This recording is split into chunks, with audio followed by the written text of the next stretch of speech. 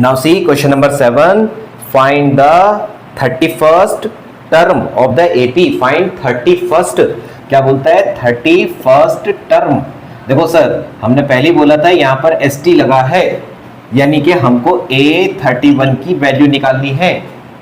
A31 की value निकालनी है, किसकी वजह से समझे, ST की वजह से। तो 31st term of the AP whose 11th, देखो TH लगा है तो A11 whose 11th term is 38 and 16th term A16th that is A16th is 73, whose 11th term is 38 and 16th term is 73। अब ये दो टर्म गिवन है, तन A31 की वैल्यू बतानी है।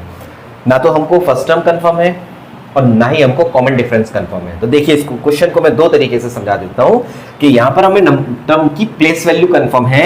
A11 का मतलब होता है A प्लस 10D, ये है 38, यानी A plus 10D is equal to 38। इसको आप कहिए क्वेश्चन नंबर 1। और A16 ये क्या होता है सर, A प्लस 15D, ये है आपका 73, यानी A plus 15D is equal to 73। ये हुआ question number 2, sorry equation number 2। अब यहां पर हमारे पास दो इक्वेशन बनती हैं और दोनों इक्वेशन को हम chapter 3 pair of linear equation in two variable की हेल्प से कैलकुलेट करेंगे। तो देखिए सर, फर्स्ट मेथड के अकॉर्डिंग करता हूं मैं यहां पर। फर्स्ट मेथड, पहली इक्वेशन है आपकी A प्लस 10D 38 और A plus 15D is equal to 73। हमने क्या किया, दोनों को सब्ट्रैक्ट कर दिया, दोनों कैंसिल, माइनस 5D। सब 13 में से 8 माइनस 5 कर दीजिए, 8 सब्ट्रैक्ट करिए 5, 13, 6 में से 3 माइनस कर दीजिए 3, वो भी माइनस का,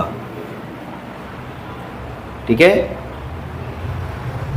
8 5 13 का 3 1 3 3 6 7। अब D निकाल दीजिए, ये हो गया माइनस 35 अपॉन माइनस 5, माइनस से minus, D is equal to 7। अब हम D फाइंड आउट कर लिए, D की वैल्यू प्लेस करिए और A की वैल्यू पा लीजिए। Put D is equal to 7 in equation 1। in equation 1 तो क्या बनता है, A plus 10 multiply 7 is equal to 38। कितना हो जाएगा, 10 7 just 70, 70 ट्रांसफर कर दीजिए, 38 माइनस 70, 40 कम कर दें, 30 minus 32, A is equal to minus 32। और पाना क्या है हमको, A31। Now A31 is equal to होगा A plus 30D। A की value minus 32 plus 30 multiply D is how much, D is 7, multiply कर दें, कितना बनता है, माइनस 32 प्लस 7 3 जा 21, 210।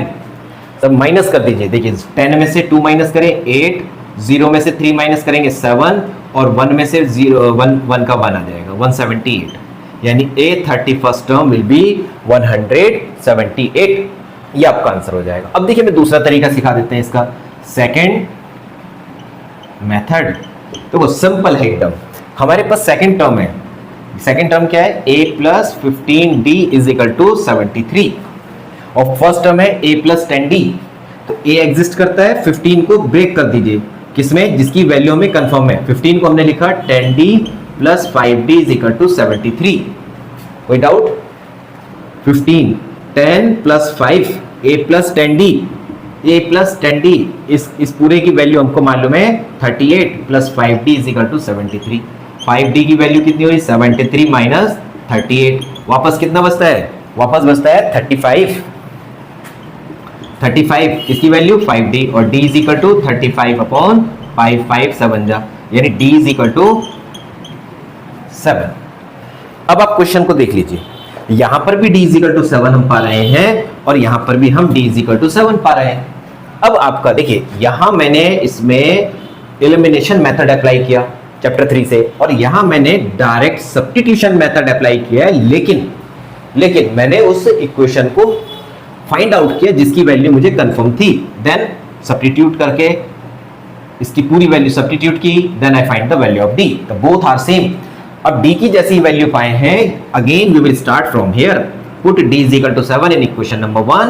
I will calculate the value of A. After that I will put in this. I will get A31 is equal to 170.